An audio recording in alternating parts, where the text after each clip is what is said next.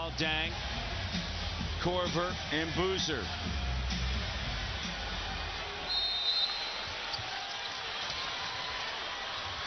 Luol, Deng on a handoff back to C.J. Watson.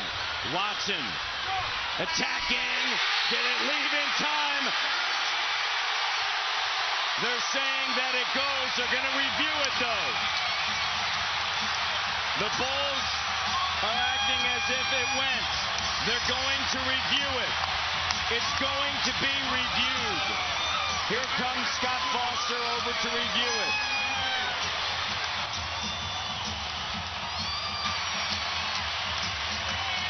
If it's good, the Bulls win. 102-101. Tremendous pressure on the ball. Luol, Deng. Oh, Matt, that was close right there, but it looks like that ball was just out of his hands, barely out of his hands before the lights came on. We're going to take a look one more time. Catches it right now. Let's see if it leaves his hands before that light goes on. And there it is. It's out of his hands now, and the light goes on. Boy, it's close. And they're going to count it. What a hard-fought battle.